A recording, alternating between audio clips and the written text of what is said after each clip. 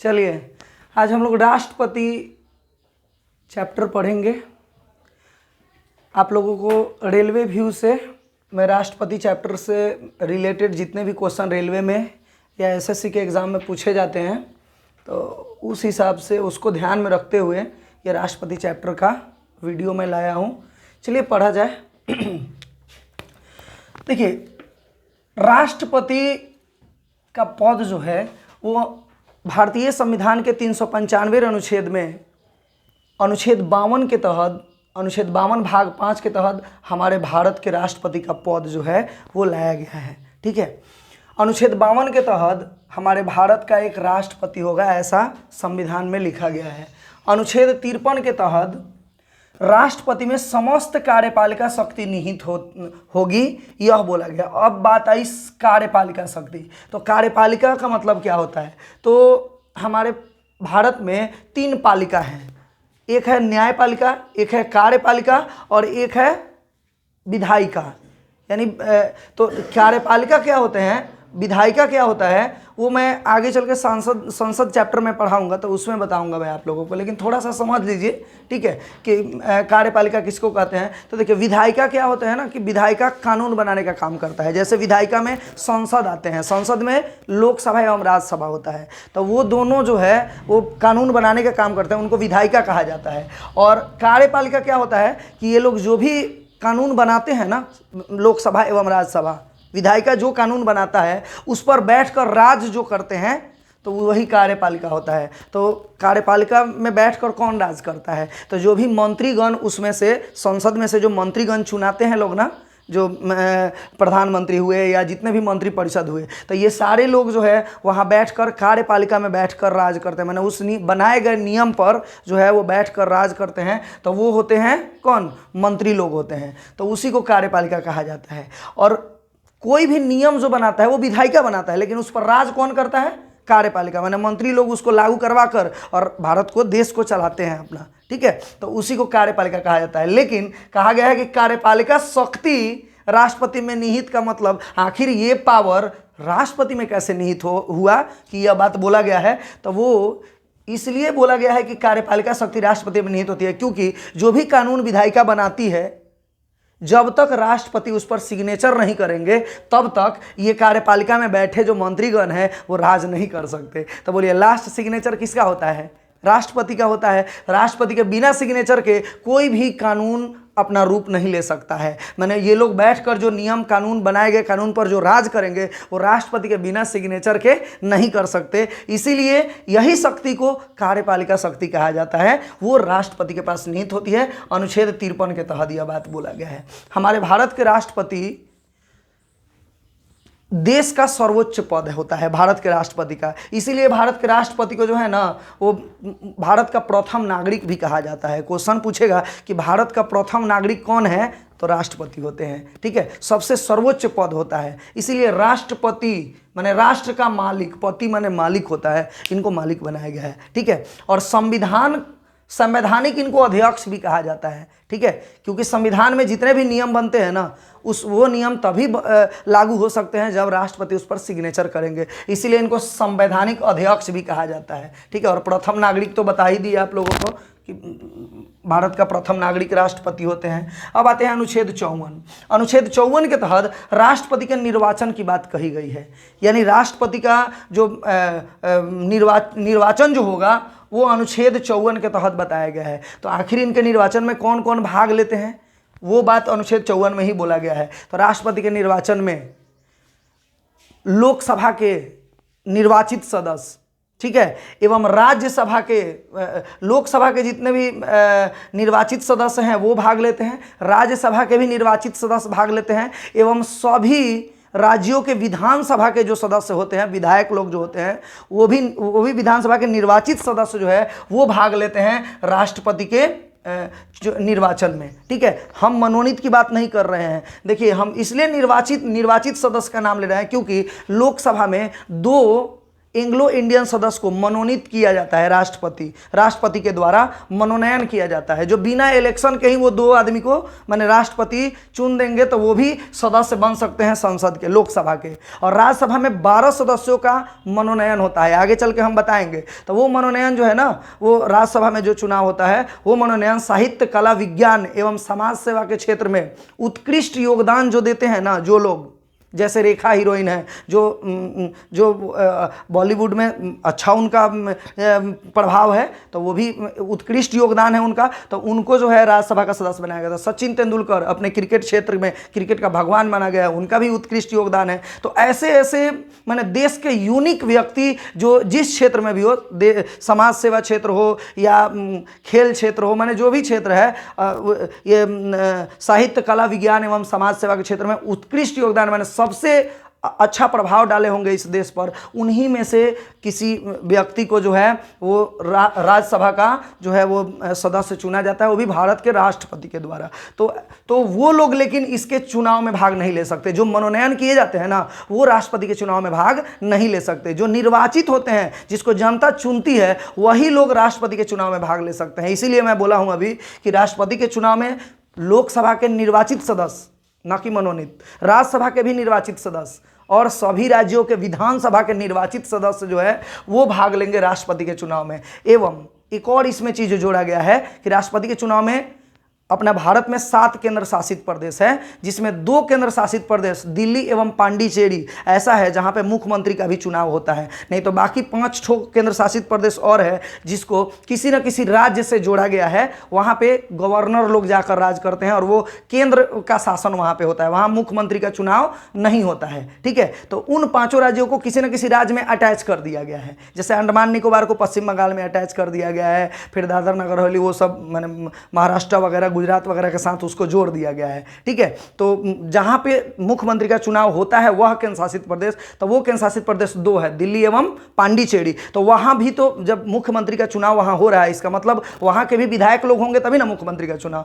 तो वहां के विधानसभा के जो सदस्य हैं, निर्वाचित सदस्य, वो लोग भी ये इसके राष्ट्रपति के चुनाव में भाग ले सकते हैं। ये कब ये जोड़ा गया था? तो 17वां संशोधन के द्वारा 1992 में जो है वो इस बात को जोड़ा गया था कि दिल्ली एवं पांडिचेरी के विधानसभा के सदस्य लोग जो है वो भी राष्ट्रपति के चुनाव में, निर्वाचन में भाग ले सकते हैं, ये 2800 राज्य के अलावा। ठीक है, अभी तो 29 राज्य हो गया था, लेकिन फिर जम्मू कश्मीर अब राज्य नहीं रहा। ठीक है, अब लद्दाख एवं जम्मू कश्मीर दोनों जो है वो अब केंद्र शासित प्रदेश बन गया। इसीलिए अब राज्य की संख्या पूछेगा तो 29 मत बोलिएगा लोग, 28 ही बोलिएगा। फिर से 28 राज्य हो गए हैं। ठीक है, तेलंगाना, आंध्र प्रदेश जब अलग हुआ था तो 29 हो गए थे, तब जम्मू कश्मीर एक राज्य था, लेकिन अब ये 370 जब से हटा तो वो केंद्र शासित प्रदेश बन चुका है। तो 29 राज्य पहले थे, लेकिन अब 28 राज्य हो गए हैं। ठीक है, तो ये समझ गए होंगे आप लोग। अब आते हैं अनुच्छेद 55। अनुच्छेद 55 के तहत राष्ट्रपति का जो चुनाव होता है वो अनुपातिक प्रतिनिधित्व प्रणाली के तहत तथा एकल संक्रमणीय मत पद्धति के द्वारा इनका चुनाव होता है। अनुपातिक प्रतिनिधित्व प्रणाली का मतलब होता है ना कि इसमें वरीयता के आधार पर जितने भी एक या एक से अधिक सदस्य जो राष्ट्रपति के चुनाव में भाग लेते हैं तो उनको वरीयता के आधार पर सभी को मत दिया जाता है, और जिनका मत 50% से अधिक अगर मत एक भी हो गया तो वह व्यक्ति जो है वो राष्ट्रपति निर्वाचित समझे जाते हैं।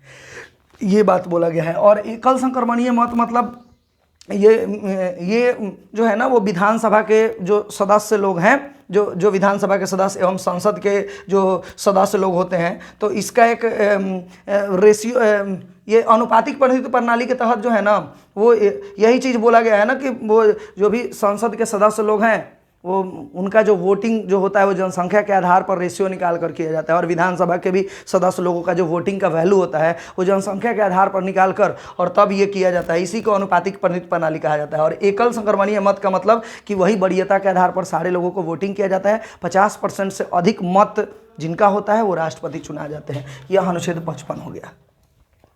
अब देखिए, ये संसद का जो निर्वाचन अभी होता है ना, कि जो निर्वाचित सदस्य की जो कुल संख्या है, अभी संसद के जो निर्वाचित सदस्य की जो कुल संख्या है वो 543 सीट पर निर्वाचन होता है। लोकसभा की बात की जाए तो, और राज्यसभा में अधिकतम सीट 250 है, और लोकसभा के अधिकतम सीटों की संख्या हमारे पूरे भारत भर में 545 ऐसे माना गया है, लेकिन अधिकतम 552 जो है अधिकतम हो सकता है। लेकिन अभी जो चुनाव होता है ना वो 545 के लिए होता है, जिसमें 2 एंग्लो इंडियन सदस्य जो है वो मतलब माने जाते हैं, 2 एंग्लो इंडियन सदस्य को इसमें जोड़ा जाता है। 543 पर जो है वो निर्वाचन होता है। तो ये निर्वाचित सदस्यों की जो कुल संख्या है वो 2026 तक कोई भी ना बढ़ा सकता है ना घटा सकता है। यह 1971 के जनगणना में जो है उस समय ये नियम लागू हुआ था कि 2026 तक इसके संख्या में, संसद के निर्वाचित सदस्यों की संख्या में कोई छेड़छाड़ नहीं करेगा।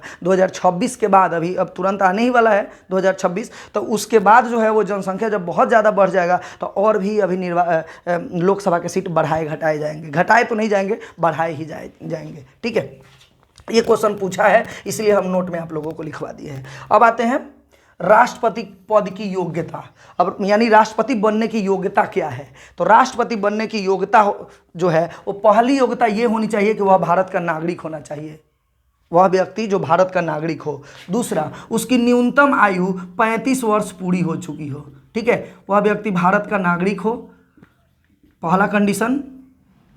और दूसरा कंडीशन है कि वह उसकी न्यूनतम आयु 35 वर्ष पूरी हो चुकी हो। तीसरा, कि वह लोकसभा के सदस्य बनने की योग्यता रखता हो। ठीक है, हालांकि ऐसा नहीं है, कोई आदमी अगर विधानसभा का भी सदस्य अगर है और वो योग्य है, 35 वर्ष पूरा उसका है और भारत का बाकी सब रूल अगर फॉलो कर रहा है, तो वह व्यक्ति राष्ट्रपति जो है वो उसको बनाया जा सकता है। ठीक है, लेकिन ऐसे जनरली तौर पर लोकसभा के सदस्य बनने की जो योग्यता रखता होगा ना, उसी व्यक्ति को जो है वो राष्ट्रपति जो है वो बनाया जा सकता है। ठीक है, वो व्यक्ति राष्ट्रपति के लिए एलिजिबल माना जाएगा। तीसरा, वह किसी भी लाभ के पद पर ना हो, माने कोई भी सरकारी नौकरी या सरकार के अधीन किसी भी लाभ के पद पर ना हो। अगर लाभ के पद पर है भी, मान लीजिए कि जैसे लोकसभा का सदस्य है वो, या राज्यसभा का सदस्य है, या विधानसभा का सदस्य, कोई भी सदस्य है, तो वो राष्ट्रपति बन सकता है। लेकिन जैसे राष्ट्रपति का शपथ ग्रहण लेगा उसकी सदस्यता उसी टाइम निलंबित हो जाएगी, क्योंकि वो लाभ के पद पर नहीं रहना चाहिए।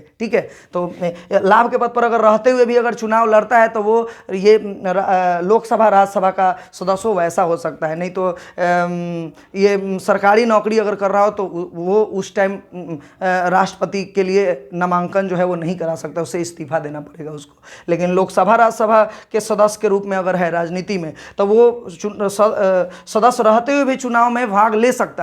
लेकिन जैसे ही वो शपथ लेगा ना, राष्ट्रपति अगर जीत गया तो उसकी सदस्यता उसी टाइम निलंबित हो जाएगी, उसी टाइम वो लोकसभा से खत्म हो जाएगा, उसका सदस्यता खत्म हो जाएगी और वो राष्ट्रपति बन सकता है। ठीक है, चौथा कंडीशन है कि वह व्यक्ति का निर्वाचन लिस्ट में जो है, जैसे वोटर आईडी होता है ना, तो वोटर लिस्ट में नाम ऐड होना चाहिए। पांचवा कंडीशन यह है कि वह व्यक्ति पागल तथा दिवालिया नहीं होना चाहिए। पागल तो समझ ही रहे हैं, दिवालिया का मतलब जिसके कोई अस्तित्व नहीं हो, जिसका माँ बाप का कोई पता ही नहीं हो कि वो उसके माँ बाप का नाम क्या है, वो कहाँ का रहने वाला है, तो वो ऐसे दिवालिया लोगों को राष्ट्रपति, राष्ट्र का मालिक नहीं बनाया जा सकता। तो ये कंडीशन है उसकी योग्यता। समझ गए होंगे आप लोग। देखिए, राष्ट्रपति का जो चुनाव होता है ना, निर्वाचन में हम आप लोग को एक चीज़ नहीं बताए हैं, राष्ट्रपति का निर्वाचन अप्रत्यक्ष तरीके से गुप्त मतदान होता है। मतलब वोट डालने कोई जाता है ना तो दिखाएगा नहीं कि हम किसको डाल रहे हैं। और अप्रत्यक्ष तरीका, अप्रत्यक्ष का मतलब समझते हैं? प्रत्यक्ष का मतलब होता है जिसमें जनता खुद से वोट डाले, उसको प्रत्यक्ष मतदान कहा जाता है। जैसे मुखिया वगैरह का हम लोग चुनाव में भाग लेते हैं, हम लोग लेते हैं ना, या संसद के चुनाव में हम लोग भाग लेते हैं, जनता खुद से भाग लेती है, या विधायक के भी चुनाव में खुद से जनता भाग लेती है, तो इन लोगों का चुनाव को प्रत्यक्ष चुनाव कहा जाएगा। ठीक है। हाँ, अप्रत्यक्ष का मतलब कि जिसमें जनता स्वयं भाग नहीं लेती बल्कि उसके चुने गए प्रतिनिधि भाग लेते हैं। ठीक है, तो वैसे चुनाव को अप्रत्यक्ष चुनाव कहा जाता है। जैसे राष्ट्रपति के चुनाव में लोकसभा के सदस्य भाग लेते हैं, न कि जनता भाग लेती है। और लेकिन लोकसभा का सदस्य अगर वोट डाल दिया तो उस क्षेत्र के सभी जनता ने वोट डाल दिया, ऐसा समझा जाता है। तो राष्ट्रपति भी चुनाते हैं तो कहा जाता है कि जनता ही राष्ट्रपति को चुनी, लेकिन जनता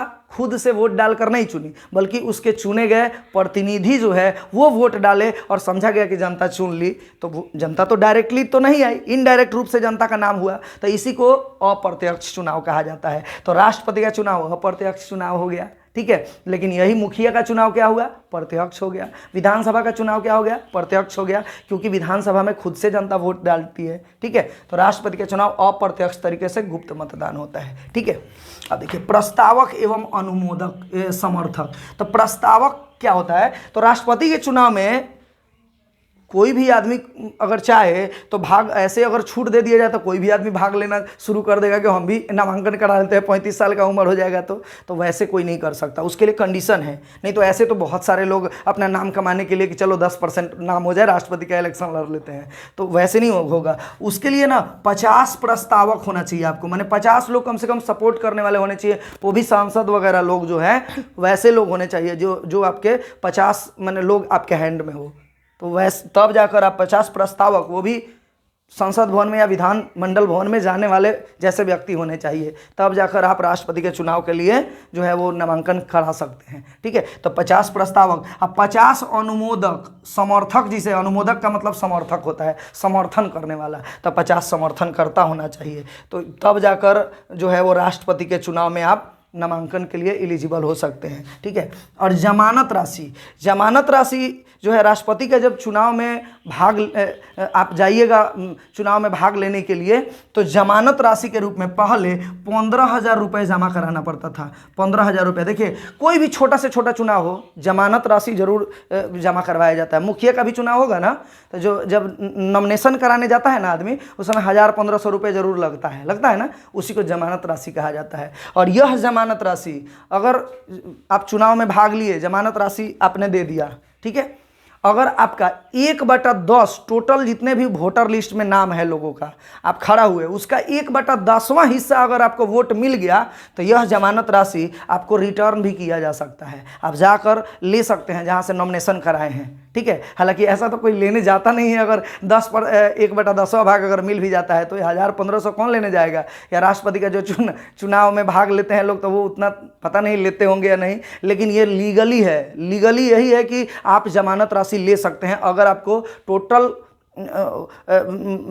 जितने भी वोटर लोग हैं उसका 1/10वां भाग अगर मिल गया, आप हार भी गए, तो आप जमानत राशि जो है आपका रिटर्न कर दिया जाएगा। लेकिन अगर 1/10वां भाग से भी कम वोट मिला, तो समझा जाता है कि आप ऐसे ही माने आपका कोई वेट नहीं है इस राजनीति में सेवक बनने के लिए, तो जमानत जब्त कर ली जाती है, माने ये पैसा आपको रिटर्न नहीं किया जाएगा, तो इसी को जमानत जब्त करना कहा जाता है, ठीक है।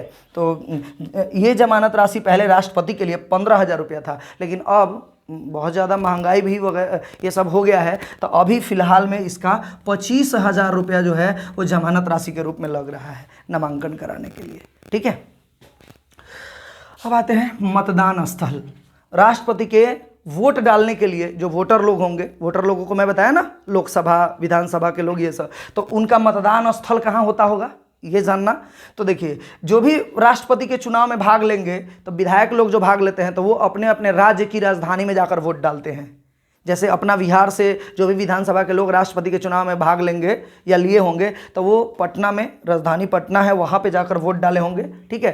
तो सभी राज्यों के विधानसभा के जो सदस्य वोट डालेंगे राष्ट्रपति के चुनाव में, तो वो अपने राज्य की राजधानी में वोट डालते हैं। और जितने भी सांसद लोग हैं वो सारे दिल्ली में वोट डालते हैं, भारत की राजधानी में जाकर वोट डालते हैं। लेकिन इसमें भी कंडीशन है कि अगर कोई संसद सदस्य चाह रहा है कि नहीं अपने राज्य की राजधानी में ही हम वोट डाल दें, जहाँ का वो संसद है बना हुआ है, जैसे अपने सारण जिले के राजीव प्रताप रूडी जी हैं, तो इनका रियल में नियम के तहत दिल्ली में जाकर इनको वोट डालना चाहिए। लेकिन ये चाह रहे हैं कि नहीं हम अपने राज्य की राजधानी में, जहाँ पे विधायक लोग डाल रहे हैं वोट, वहाँ जाकर डाल दें।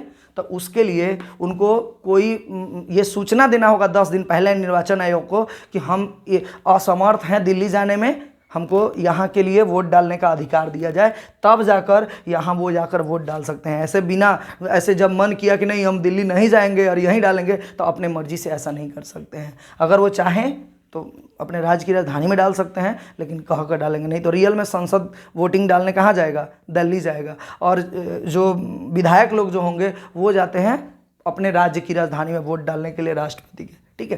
देखिए ये क्या है, अनुच्छेद 71 ब्रैकेट 1, या कभी कभी अनुच्छेद 71 अब ब्रैकेट में क करके आएगा। तो ये अनुच्छेद 71 ब्रैकेट 1 के तहत या अनुच्छेद 71 ब्रैकेट क के तहत ये बोला गया है कि राष्ट्रपति के चुनाव में अगर कोई विवाद उत्पन्न हो जाता है, किसी तरह का कोई प्रॉब्लम खड़ा हो गया, तो उसका अंतिम निपटारा जो है वो सुप्रीम कोर्ट करती है, ठीक है। और ये अनुच्छेद 71 ब्रैकेट 1 में कहा गया है। और यही अनुच्छेद 71 ब्रैकेट 1 के तहत ही उपराष्ट्रपति के भी चुनाव में अगर कोई विवाद उत्पन्न हो ना, तो उसका अंतिम निपटारा सुप्रीम कोर्ट करेगा, और उसके सुप्रीम कोर्ट का कोई भी अवहेलना नहीं करेगा, उसको जवाब नहीं देगा कि ऐसे क्यों हुआ, ठीक है। यही अनुच्छेद 71 ब्रैकेट है। अब देखिए शपथ ग्रहण, राष्ट्रपति जब निर्वाचित हो जाते हैं तो उनका शपथ कौन दिलाता है, तो सुप्रीम कोर्ट के मुख्य न्यायाधीश उसका शपथ दिलाते हैं राष्ट्रपति का। बड़ा इंपॉर्टेंट क्वेश्चन है, ये क्वेश्चन आता है कि राष्ट्रपति का शपथ ग्रहण कौन कराता है, तो सुप्रीम कोर्ट के मुख्य न्यायाधीश। और अगर सुप्रीम कोर्ट के बाय द वे मुख्य न्यायाधीश नहीं रहे तो क्या होगा,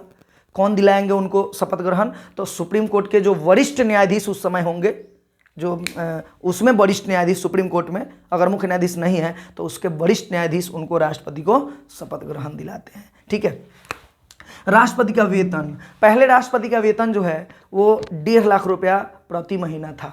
भारत के संचित निधि से जो है इनका वेतन दिया जाता है, ठीक है। संचित निधि समझते हैं, संचित निधि वह निधि होती है जहाँ पे सरकार के विभिन्न मदों से जो आय आते हैं ना, आमदनी जो होता है वो एक जगह रखाता है, उसी निधि को संचित निधि कहा जाता है और उसी से दिया जाता है। कोई आदमी देता नहीं है इनको वेतन, वो संचित निधि मैंने भारत में रखा है खजाने में, वहाँ से दिया जाता है, क्योंकि ये राष्ट्र के मालिक है, इनको ये वेतन कोई देगा तो ये छोटे पड़ जाएंगे ना किसी से, इसीलिए भारत के संचित निधि से जो है इनका वेतन दिया जाता है। और कोई कुछ ऐसे मतलब भारत में सिर्फ एक पद वाले जितने भी अधिकारी लोग हैं, जैसे भारत के महानिधि, भारत के नियंत्रक एवं महालेखा परीक्षक जिसे कैग कहा जाता है, इन सारे लोगों को ये सारा पद एक ठो है भारत में, एक ही है ये, ठीक है। तो इन लोगों को भारत के संचित निधि से दिया जाता है वेतन, ठीक है। तो राष्ट्रपति का भी वेतन भारत के संचित निधि से दिया जाता है। और 1.5 लाख रुपए पहले दिया जाता था, लेकिन वर्तमान में बढ़ाकर 5 लाख रुपए प्रति महीना वेतन कर दिया गया है। और बाकी एक्स्ट्रा में उनको भत्ते भी दिए जाते हैं। भत्ता का मतलब होता है ना कि सरकारी आवास, सरकारी गाड़ी वगैरह सुविधाएं घूमने के लिए उनको दिए जाते हैं, ठीक है। वर्तमान राष्ट्रपति भवन जो है वो दिल्ली के और राजस्थान के बीच में रायसीन हिल है, हिल दिल्ली में स्थित है। हालांकि दिल्ली और राजस्थान का वो बॉर्डर के पास बॉर्डर पड़ता है वो, तो रायसीन हिल पर स्थित है। हिल माने होता है पहाड़ी, तो वर्तमान राष्ट्रपति भवन रायसीन अरावली पहाड़ी पर जो है, अरावली पहाड़ी है ना, तो वहीं पे ये स्थित है और रायसीन हिल पर है वो स्थित, ठीक है। और इसका निर्माण कौन करवाया था, तो वो लॉर्ड इरविन ने इस राष्ट्रपति भवन का निर्माण कराया था, ठीक है। तो आज इस वीडियो में यही तक।